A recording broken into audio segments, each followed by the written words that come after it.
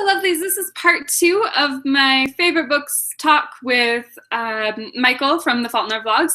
We ended up being interrupted, so our video got chopped into 2 pieces, but I will... My bad, sorry. It's all Michael's fault. Shouldn't be a problem. I linked part 1 down in the underbar, so if you missed it, go watch that. And I just did my number, 7. And so it is now Michael's turn. What was your number 7? My number 7 is Catching Fire by Suzanne Collins. And we're back to books I haven't read that I probably should have. Oh no. Catching Fire. It's really mainstream book, but whatever. It's mainstream for a reason. It's good. It has such strong dystopian. I don't know. It's a dystopia. It's really good. They focus a little too much on the love story. Which, ugh, my issue with YA in general. But if you can look past the really obscure love story, it's actually really good. There's a strong hero's journey in it, but it doesn't follow the exact same format like we're talking about with The Hobbit, which is your number 7. But it's still, I think it does one of the best jobs, besides like 1984, of illustrating how real a dystopia could be and how the people in the dystopia would be affected. I know in a lot of books, they'll either just walk away and everything will be fine, or like in 1984, they'll walk away and it'll feel fine. But in this one, they know things are still not fine, and that's not a spoiler, by the way. It's just the whole book is just sadness. I have absolutely no intention of reading it, and so I have had a lot of spoilers, so you don't have to worry about that with me. That's okay. I don't like dystopic.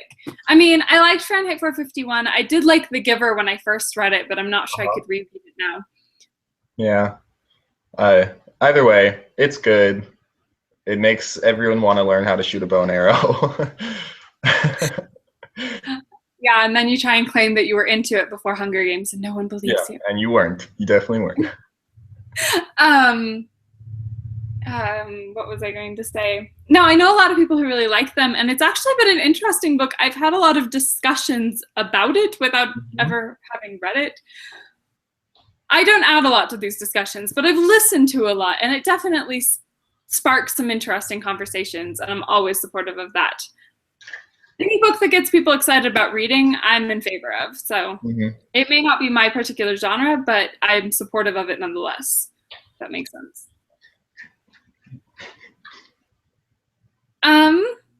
So number 6, I have a mainstream, which is impressive. I don't read mainstream, but I have the Lunar Chronicles. Specifically, Cress was my favorite of those. I just read them, and so I'm kind of in that high of like, they're the most amazing books ever. You know, when you like just finish a book you really like, and yeah. But I loved them. I really, really do. I think they're really brilliant fairy tale retellings. They're really sci-fi, but they have a strong fantasy feel, which is interesting. I feel like they're sci-fi novels written like fantasy novels. Have you read them? No. I would strongly recommend them. I really would. The world building is beautiful, and the characters are fantastic. Just that's always really a good sign. Realistic, not annoying. Like there is a lot of love story, but it isn't annoying, which is impressive because I'm really fussy about teenage love stories. Yeah, I get that completely. Why kills me with that? But I really like, at least Cinder and Kai have a very mature relationship, and like it's based on actual conversations and things. I'm like, what? And I don't know. I really like that aspect, but I also really, really love the political intrigue and the magic that definitely isn't magic. Yeah, it's genius. That's cool. Let's see. So I'm totally gonna butcher the author's name, so just bear with me, any diehard fans. My number 6 is Whale Rider by Witi Ihimera, maybe Ihimara. It's it's a book about a young woman in the Maori tribe in New Zealand, and she, you know, she can't like become a chief, whatnot. A lot of things happen. She ends up riding a whale. So you can tell by the title of the book. It's really good coming of age story. It's also I'm studying to be an anthropologist. It really helps you understand the culture of Maori.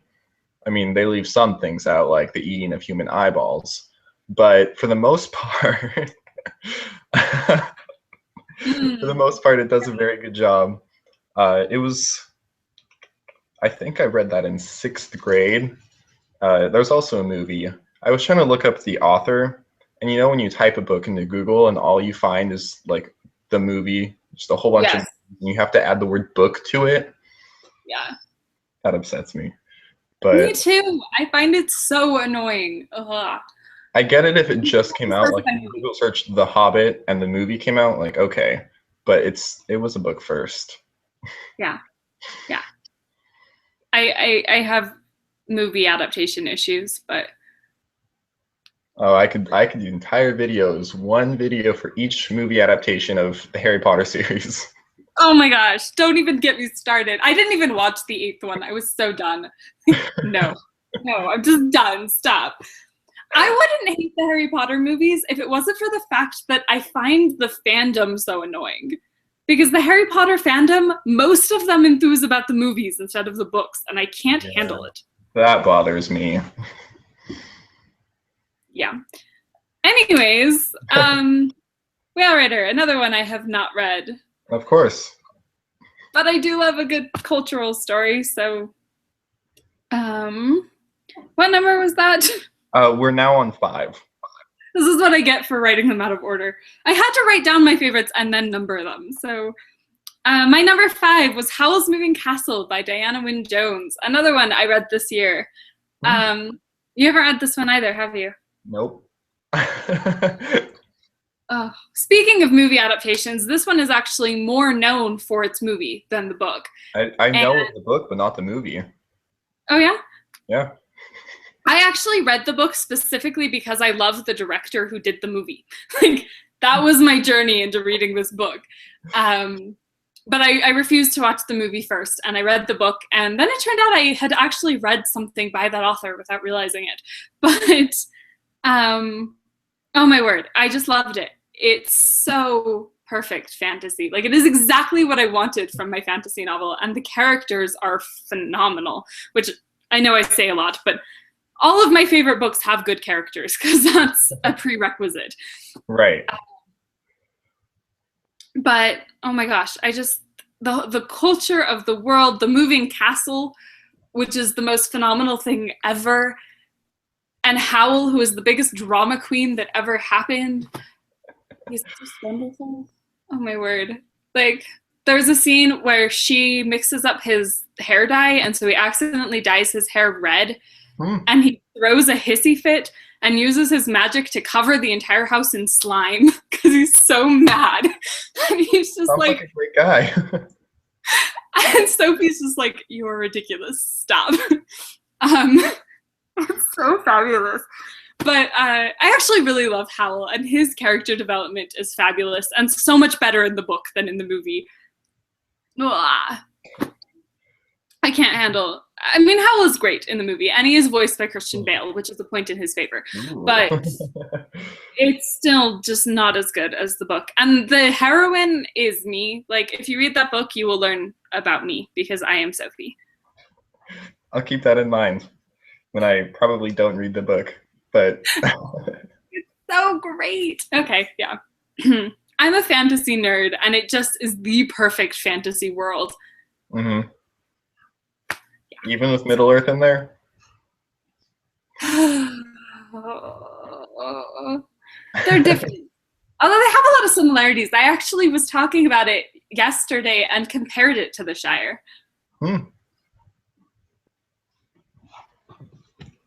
I don't know. I really like the fantasy world. I think it's beautiful, and oh no, spoilers, but I love the castle. That's all. The magic in the book is phenomenal. Like, it's kind of complex, but it's just genius. Okay, that's all. Like, I have lost all coherence. Okay. I just love it. All right. Shall we move to my number 5? Yes, or go for it. Otherwise, I'll just keep fangirling. Different video. My number 5 is Dynasty of Evil by Drew Karpyshyn.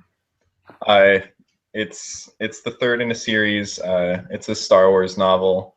I have always wanted to read some of those. Yeah? I haven't, but I'm a huge Star Wars fan, so I've wanted to. It's always been on my list. Dynasty of Evil is a good one. You should start with the first one, Path of Destruction. It tells the story of Darth Bane, who's like known as the greatest Sith. I don't think he's the greatest, maybe like top 3. But it's hard to explain without spoiling. But the protagonists are the bad guys. They murder and steal for their own benefit. They don't care about human life, yet you're still rooting for them. Their entire relationship is built off of Zana wanting to learn from Bane and then murder him. And Bane wants to teach Zana and then murder her. So that way only the better person can live. That sounds fabulous. It's great. I'm not going to say anything else. I'm not going to say who murders who. Who murders whom? I think it would be whom. I think it's whom. Yeah, it's whom. No, I really like the third one because it's such a strong ending, but the entire series is good. I think that's about all I can say. I have always had Star Wars books on my list. Sorry, what did you say? Oh, I don't think I can say really any more without spoiling it, since it's the third book in the series. Yeah, that's a struggle. The first one I could give you some more, but definitely a good recommendation. That one will go on my list. You should. All right, number 4.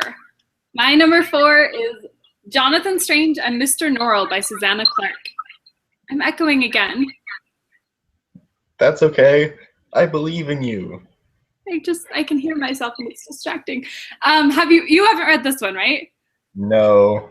Oh, it's so wonderful. The higher up we get on my list, the more I'm just gonna fangirl rather than having a coherent conversation. Once we get to the top 3, I'll start fangirling too. Don't worry. It happens. It's hard not to. Oh my gosh, though, this book, it's not a series, but it's 1,000 pages long. And every single one, like I say, it's just over 1,000 pages. And I started reading it like, holy crap, this book is huge. I don't know if I'm going to like it. And then it was not long enough. And I just wanted more. And I have to find everything she's ever written because she has a bunch of short stories.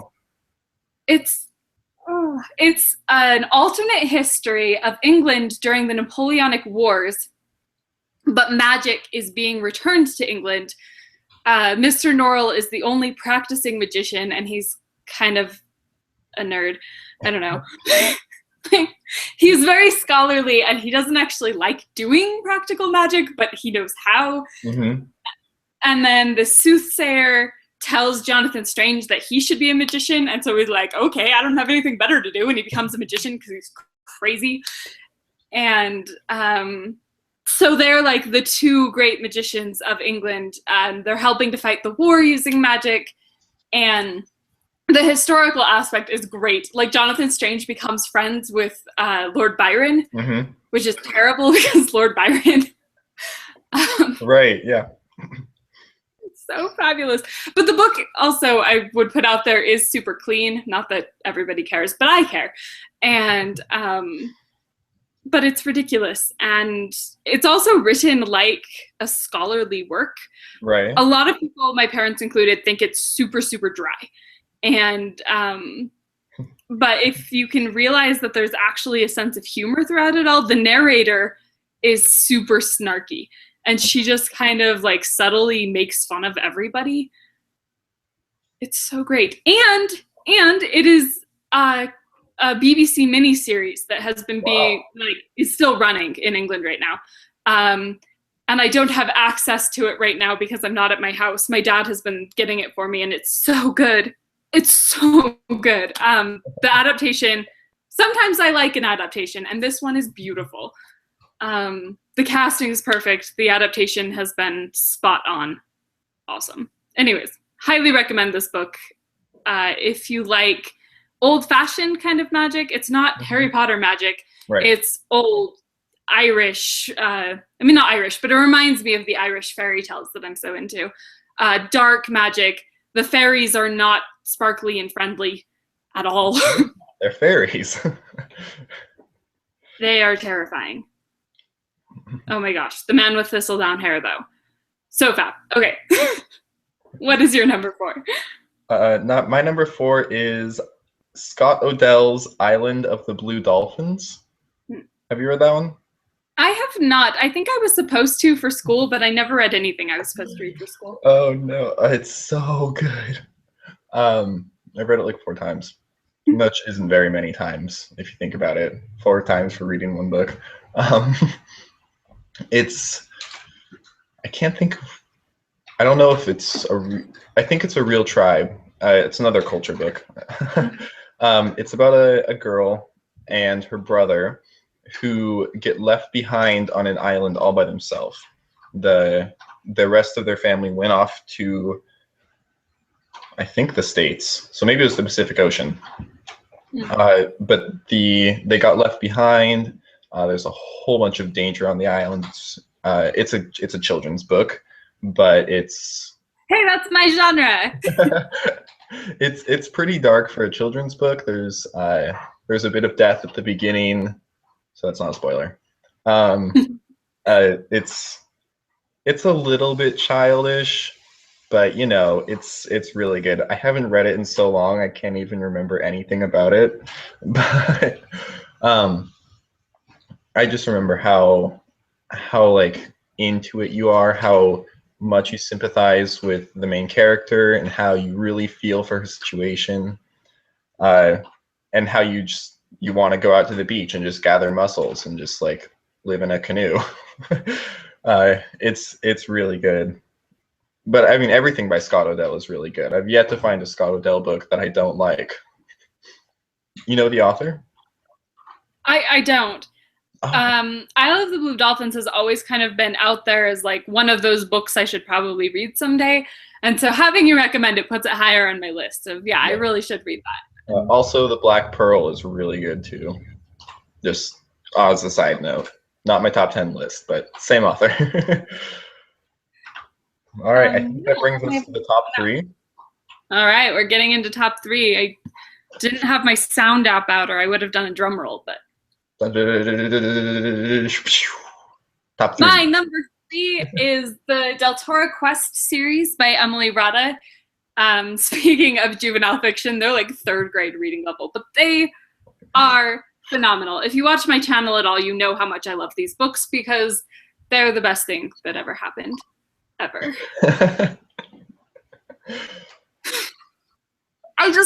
I love the world building, and it's the world that I really love, and the adventure. You know, you get drawn in on this quest, and it's just fun. The whole time, you're just enjoying this journey. Oh, they're so great. Emily Rada is the author, and she's one of my all-time favorites. I'm actually reading a series by her right now that I've never read before, and just loving them. They bring me back to that feeling of childhood where everything is just amazing, you know? And I don't know. If you like children's fantasy, she is just on point. If I may, no, I shouldn't use that expression. I'll stop. When did the series come out? I should know this offhand. I was actually just looking at the dates of her books. 90s, 2000s. I would guess 90s. I read it in elementary school. So still My a good Google. writer. The first book was published in 2000, apparently. Hmm? In third grade. I don't even know. I feel like I read it before that. Huh, weird. It might have been fifth grade. Anyways, they're just fun. When I was in fifth grade, my friend and I dressed up like the hero and the heroine of that story and would like act out stories from it. It was the best. It sounds really good. I'm thinking all of the ones on the top 3 at the very least I'm gonna read, especially that one. At least give it a try since it's a whole series. Okay, there are 15 books, but they're all 100 pages and they're really fast reads. Okay. So one book. I think you'd be good to give it a try because it won't like tax you any. You know, you kind of have to step back and realize that they are children's books, you know, when you're reading them and judge the writing style based on that.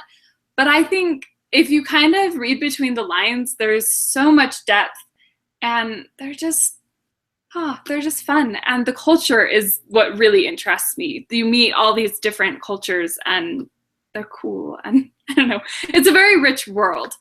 And I love them. And the 3 trilogy kind of can really interesting way. So if you make it through all 15 and enjoyed them, I would recommend those 2. Okay. I would recommend everything she's written, at least under that pseudonym. I haven't read her other books. She writes under several different names. Right. Thank goodness for the internet that helps us find those. Mm-hmm.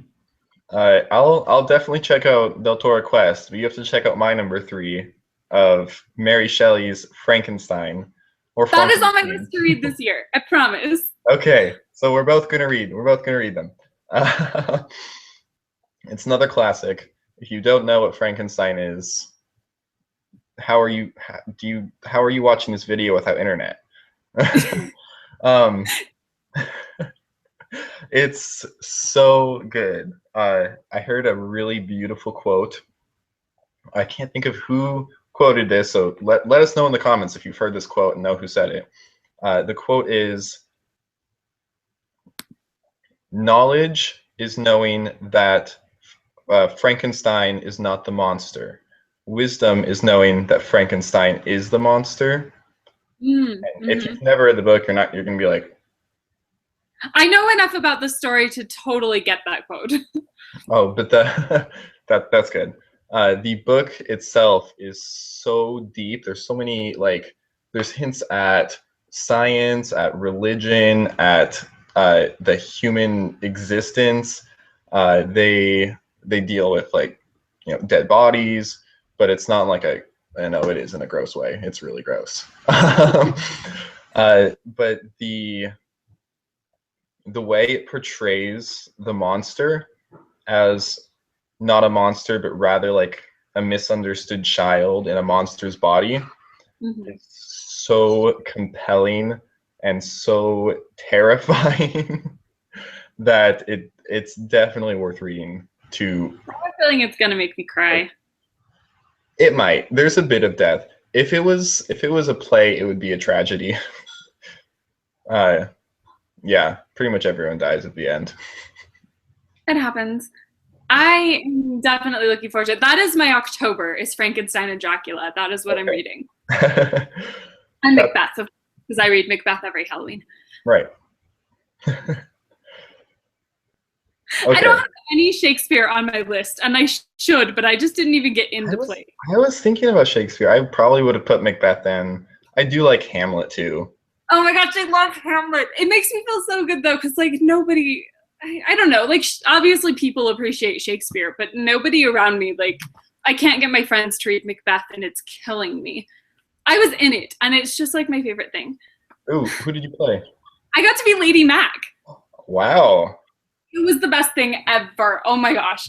You don't often get to be the lead romantic female and the villain at the same time. Mm-hmm. I think I was Banquo when I was in Macbeth. I love Banquo. When I was in high school, I wrote a comic on what would happen if Hamlet and Macbeth met in the afterlife.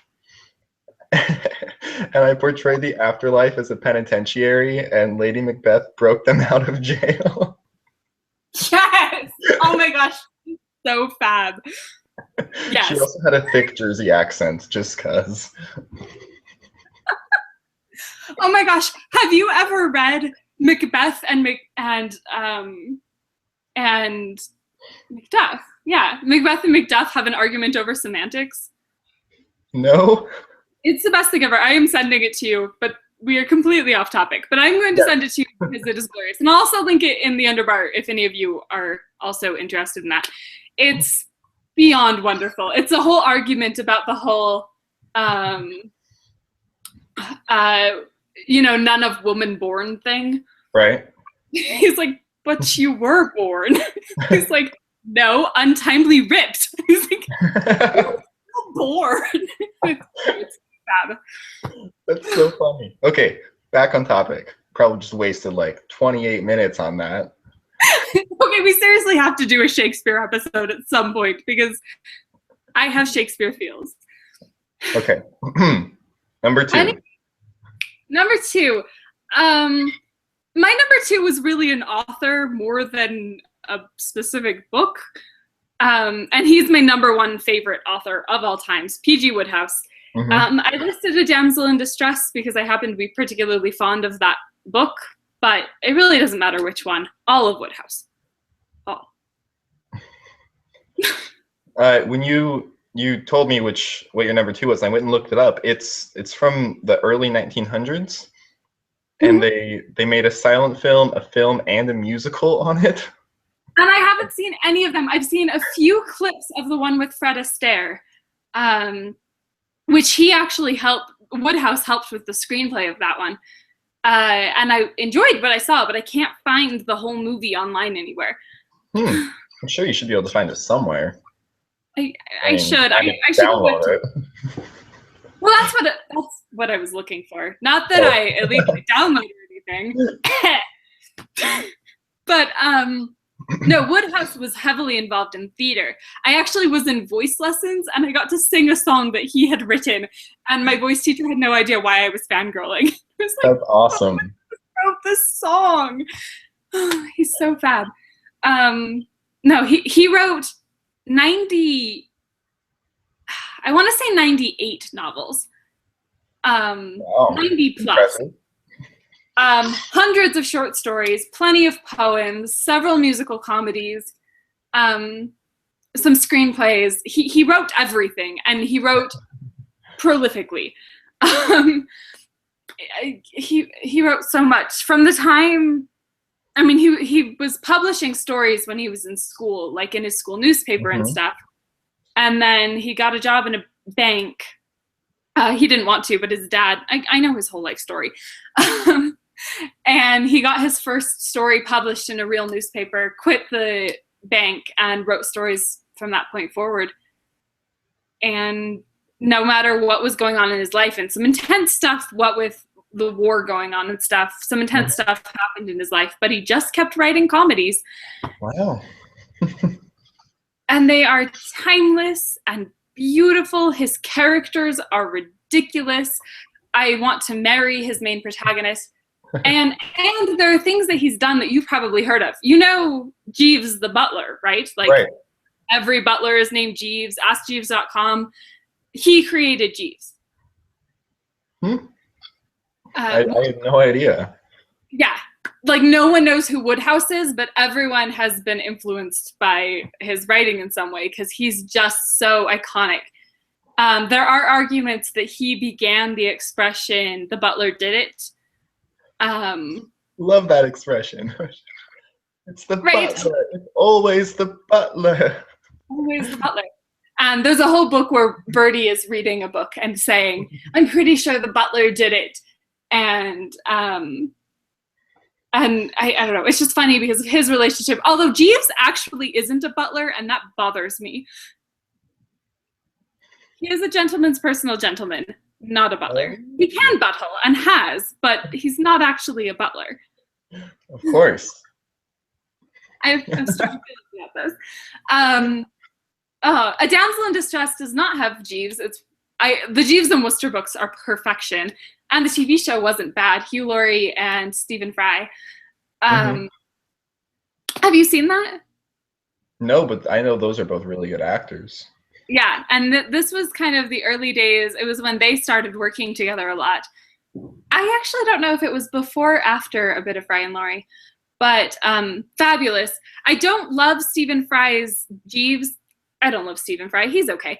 But Hugh Laurie's Birdie is perfection. Like, Hugh Laurie is perfection. I mean, come on. There's also a play running right now in London that's based on his books, and I want to see it so bad. He's just perfection. A Damsel in Distress is, I mean, it's iconic Woodhouse. They're romantic comedies, sort of. They're actually not romantic at all, but they're always about a love story. It's really hard to explain. Usually it's Birdie's friend, the Jeeves and Wooster books, it's one of Birdie's friends is trying to get married, and Birdie accidentally gets engaged to the girl that he's in love with. Okay. Birdie accidentally gets engaged all the time. That's kind of Birdie's thing. And Jeeves has to get them all out of it. And they're ridiculous. And they're so funny. His writing is just clever. It's all about the wordplay. And he's just, oh my gosh, I should have like brought some Woodhouse quotes to read you because he's just so clever. I can't recommend Woodhouse highly enough. Read Woodhouse because he's glorious. I just thought we need to make a video on Woodhouse quotes and Lemony Snicket quotes, because Lemony Snicket is the author of my number 2. No, but the thing is, I was actually going to bring that up. Lemony Snicket was heavily influenced by Woodhouse. That just makes me love Woodhouse that much more. That was serendipitous, but that was both of our number 2. He actually references Woodhouse in one of his books, and I was watching an interview with him, and he pulls down, he has like the complete works of P.G. Woodhouse. I kind of want to kill that man and steal his library, except not really, because then he would have put out but he pulls them out, and he's like, and then there's Woodhouse. And I'm just like, we have to be friends, because you love Woodhouse almost as much as I do. And he's just like, he always writes the same story, but it's perfect. And seriously, do you ever get like a line of dialogue stuck in your head? That sounds weird, but every once in a while I'll get a scene from a book in my head.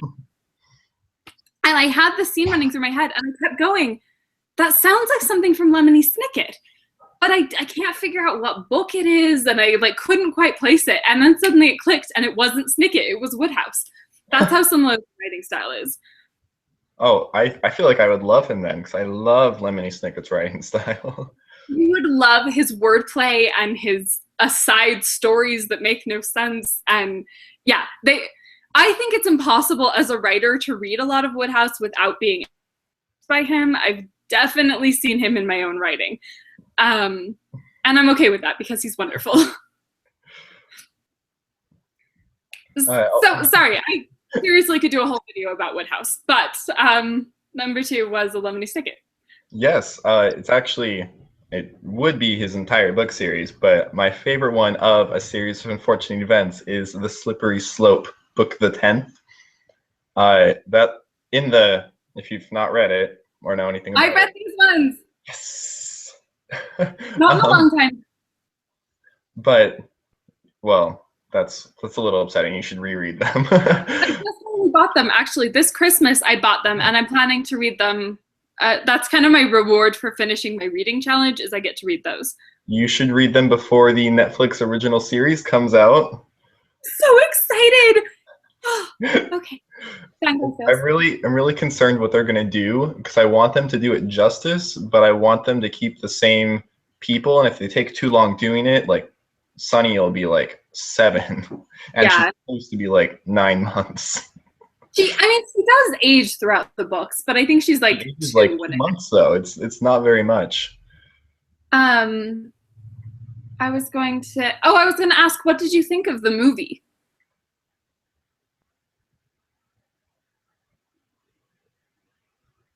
No comment? The movie, it's good as a movie. If you watch it and you're just like, oh, I've never read these books, this movie's kind of funny. I like Jim Carrey. That's kind of the extent of it. See, It I think lost that's so funny. so I thought much. it was a great adaptation, and Really? nobody likes it, but I loved it. Oh, well, I don't know. I'm really picky about book to movie adaptations. Like, so picky.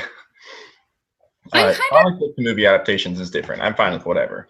But book to movie, it's got to be exact.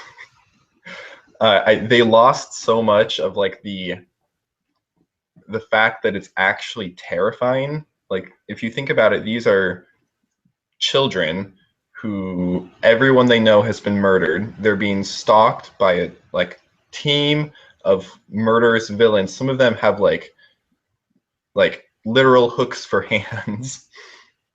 They're I traveling. They've got to have super PTSD. And then the movie was just like, oh, we're a bunch of little British kids and we're good at making things and everything is funny because look at this elf.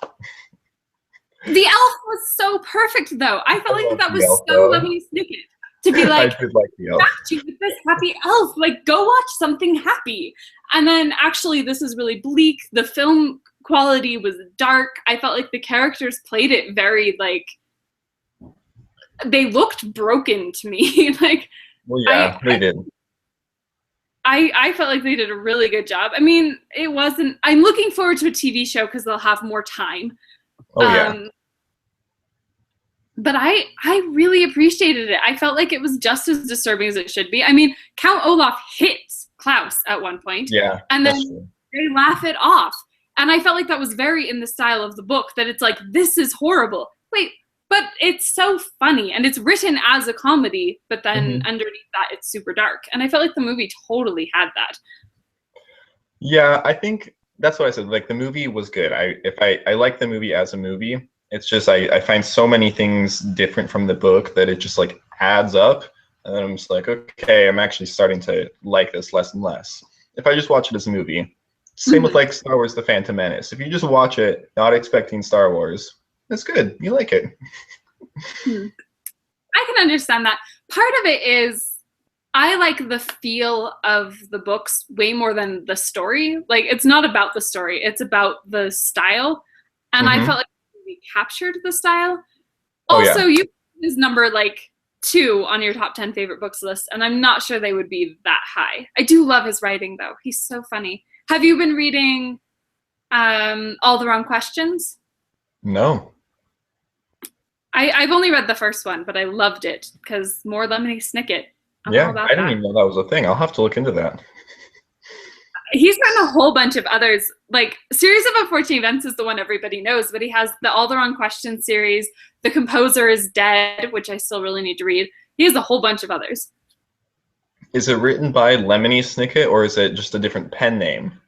Because I've really never. It's still Lemony Snicket. All the Wrong Stories, or All the Wrong Questions, is actually about Lemony Snicket. It's a prequel. Yeah, I've got to look into that now. Have you read the unauthorized autobiography? Not in entirety. I never owned it. I borrowed it from a friend and just. I know how that goes. I've actually read it all the way through like 4 times because I own that one. I'm an obsessive rereader, so. That's okay. I did really like this story, just like the 13-book long story.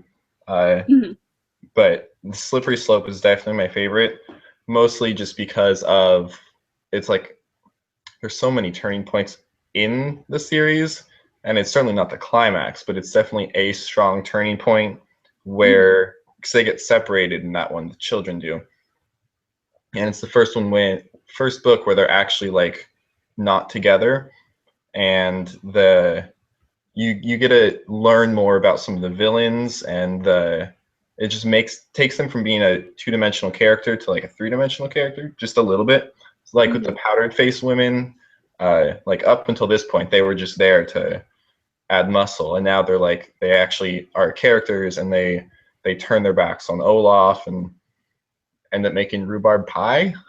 That was just a possibility. So bad. I can remember some scenes really vividly from book 10.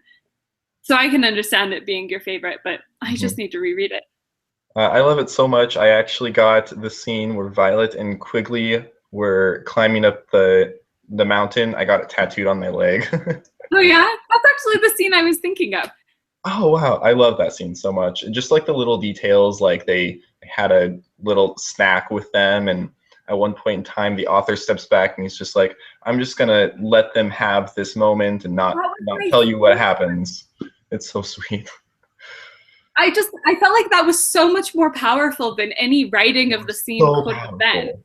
Like nothing he could have described would have made you understand what you. How special that moment was. It's so good. Yeah, it's beautiful. Like he is so brilliant. Oh my gosh, his writing. I'm not into tattoos. Like I wouldn't get one, but if I ever did, it would be the VFDI on my ankle, which is, I mean, like I know is probably a cliche way to go, but I just love the VFD so much. You should check out. Actually, everyone who's watching this should check out the video on my channel where I actually get a tattoo. I recorded the whole process. Ugh, ugh. Yeah. There's also a link in there to skip right to the end, so you don't have to watch the actual tattoo. Uh, but I love it. Every person I've shown it to, they're like, "Oh, that's the coolest thing I've ever seen in my life." I will link that video because I definitely want to see your tattoo. I don't want to see you get a tattoo because, ugh, but Right. Just when you click on it, there's a little thing that pops up. Click that thing, and then it'll take you to the end of the video. perfect. That I can do because I totally want to see it. I was just thinking, I want to see this tattoo you're talking about. Yes. All right. Well, that's all I have to say. I think that takes us to our number one. Number one. And we Our both number one, we pretty much picked the same thing. we chose the same series. We Yes. did not choose the same book from No. the series. When I chose it, I meant the whole series. This book is my favorite. Yeah, that's what I meant too. Yes. I love, of course, like I would drum roll, but you guys probably all know Yeah, what everyone who knows either of us knows what our number one is. obviously we chose Harry. Yeah. But I went with Sorcerer's Stone because I read the Americanized version. Me too. But the first book is definitely my favorite of the series. I love the first one because of its introduction into the world. I feel like there's such a sense of wonder in the first one Oh, that it's beautiful. yeah. And I mean, you've probably already realized this about me, but I tend to prefer younger books because I like a sense of wonder and of magic, and I don't like sad things. Yeah. And the first one is really sad. The older I get, the sadder the Harry Potter series becomes because I become more aware of like the others. I mean, like it had never occurred to me reading it as a book just how abused Harry was as a child. And then rereading it, I'm like, oh my gosh, this is the most horrible thing ever. Like, this is so sad. Yeah, I totally understand that. And that's actually why I picked the book 7 as my favorite. It was book 1 for like from the point I read it up until like maybe 2013 or 14 when I like reread it. I was like, this is terrible. I mean, not terrible in like a bad way. I mean, yes, in a bad way. It's terrible in like I didn't get it as a kid, and now I do. No, book 1 is my favorite, but Okay, I have a really pathetic confession to make. I've actually only read 7 once. I mean, I've only read it 22 times, but I've read the first one so many times that I can recite the first page from memory, but I've only read 7 once. I can't do that anymore, but I used to. They make me so sad. I just barely reread the 3rd one and I wanted to die from how sad it is. That's so sad. I can't think. The books have been out long enough where I feel like we could spoil it, but I don't If you haven't read Harry Potter, you should stop watching this video and go read Harry Potter. Read it right now. Go! Anyway, this is going to be really, really, really cliche, but the dynamic of Snape and of how he's just so troubled, and he just like is oh my god, I'm feeling sad just talking about it. Just the way he was forced to do what he had to do, and the way he never lost his true feelings, his true emotions. And I wish the movies would have picked someone other than Alan Rickman. I mean, I love Alan Rickman. He was just too old. They should have picked someone who was like... See, the funny thing is, I always thought he was a good Snape, and then I started analyzing. I was like, wait a second. He's way too old. Yeah. James and Lily were supposed to be 21 when they died, which means, since Snape's in the same grade, Snape would have been 32 in book 1. Yeah. And Alan Rickman was like 55. Yeah.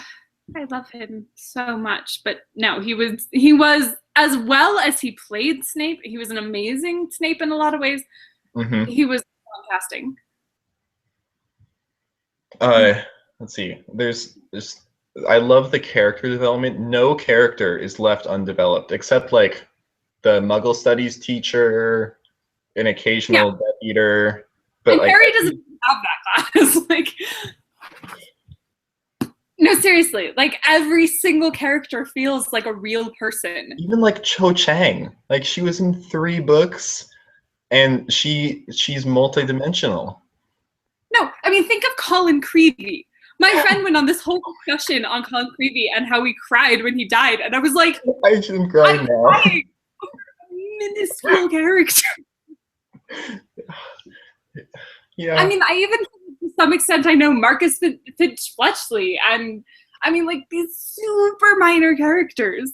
Mm-hmm. Anna Abbott. I mean, the one character that I wish could have gotten more development is Quirrell. People don't, from watching the movie and reading the book, they don't understand that Quirrell wasn't a bad guy. They think he's some bad guy who teamed up with Voldemort for power. But if you read Pottermore, do you have a Pottermore, by the way? I do, but I haven't made it all the way through because my reread is falling apart. Okay. Anyway, I might make a Pottermore video at some point, but people don't get that Quirrell was trying to stop Voldemort. He went out to find him to stop him, so he could never come back to save people. And then he just ended up getting used as a Horcrux and forced to, like, you know, try to murder people and unicorns. Yeah, I feel like I must have read his backstory because I did book 1, but I don't remember it. But he just needs his own prequel. I don't know. Quirrell is interesting. I would call him more weak than anything. Oh yeah, he's so weak. But to be fair, Voldemort is very powerful. So I mean, I'm trying to like think of a comparison in real life. It would be like if a teenager who thought they knew the world but really had no abilities, except Quirrell was super powerful. One of like the few wizards in the series that could do magic without using a wand. But like if they went up against like Hitler and the entire Nazi army by himself, there's just no chance. He's lucky he's still alive.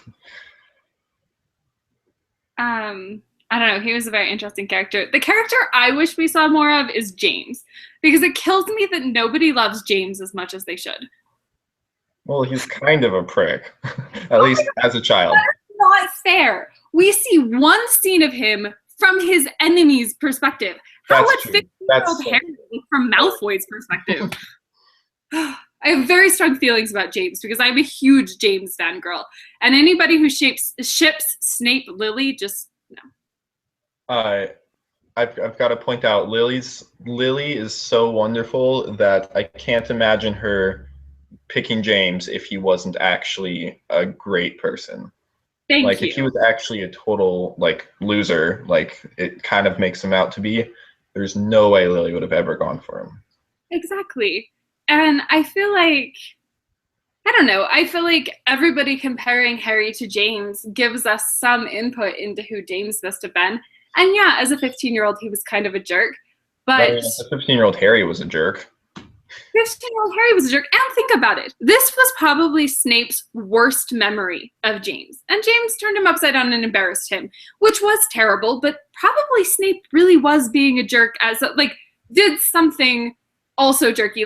I think James, the way I see it, is James comes from a very healthy family background. Mhm. His family cares about him. He's a well-adjusted human being. He sees this as a feud, as kind of a joke, where they pick on each other and they fight and they hate each other, but it's not actually a big deal.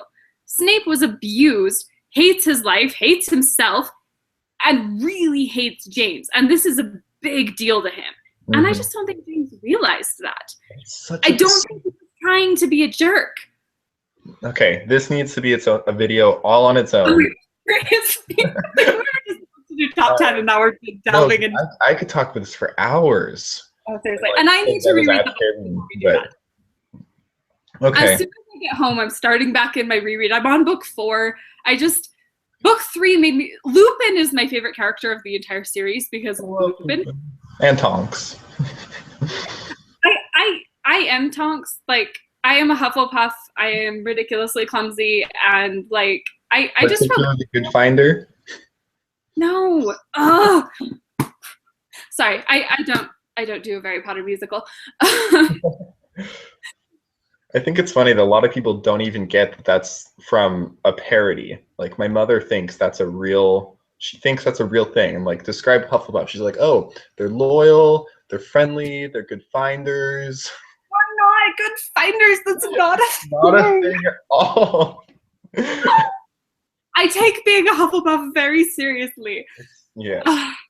I don't even mind Hufflepuffs being made fun of because that's just a thing that we deal with. But being called a good finder drives me crazy. Go figure. But no, I just am Tonks, which is part of the reason I'm so incredibly in love with Lupin. But I was even before we met Tonks. Even before that ship was a thing, Lupin was my favorite. And rereading book 3, reading it kind of from Lupin's perspective, and realizing how depressing it is. Yeah, it's pretty bad. It's so sad. And it's beautiful, and it's amazing, and it's wonderful, and it's what makes the book so great, but they just break my heart, and I can't handle it. So... All right, well, that's the end of our top 10 list, or each of our top 10 lists. Our top 10 lists plus lots of fangirling, because vloggers, that's what we do. You got it. Yay! But that was awesome, and it was really fun to get to go. I really enjoyed this. I did too. We definitely have to do another collab video in the near future. I'll see if Elise and Natalie want to join too, because they would love this. And I'm actually I know Josh Book Lover, who recently changed his name to Josh Book Dragon, would also be interested in joining. We could have a team up of super powered vloggers. What? We are magical and awesome, and should probably get together some ridiculous game that all of us could play. That would be insane. For sure. Fun. Yes. Anyways, that's it for this video. And viewers, let us know what of these books you've read, what you think of our top 10 list, and of course, what your top 10 favorite books are. Thanks for watching and happy reading.